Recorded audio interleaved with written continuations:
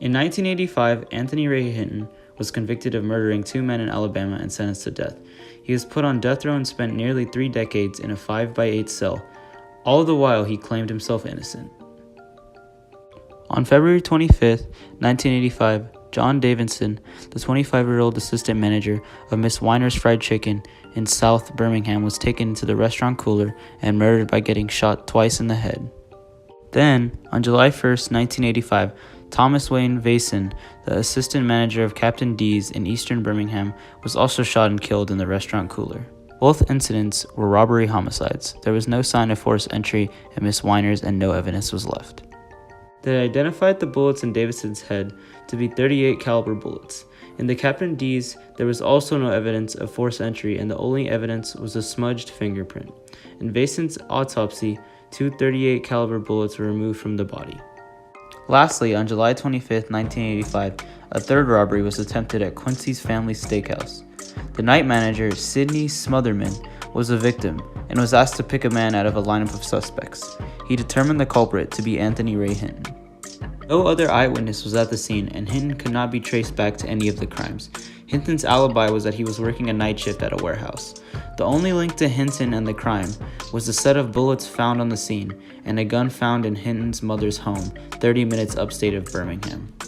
Hinton was put on death row on December of 1986 after a year and a half of waiting in jail for his trial.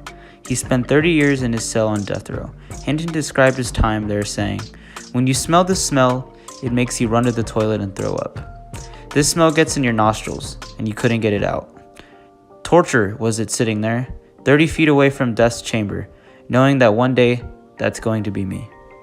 While on death row, he became close to the nearby cellmates, though they could never see each other eye to eye. "Banging on the bars was our way of letting the condemned know we are still here with you until the very end," he said, explaining how close the other inmates on death row got to each other. In 2015, a new ballistic analyst determined there was no link between the gun found in his mother's home and the bullets found on the scene.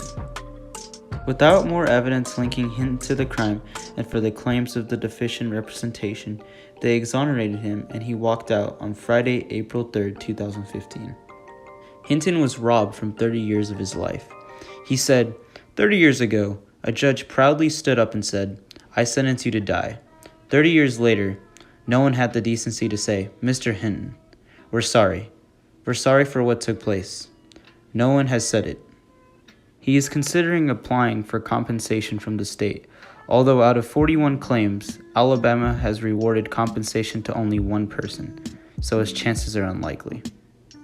In efforts to bring awareness to the flawed criminal justice system, he wrote a book titled "The Sun Does Shine: How I Found Life and Freedom on Death Row."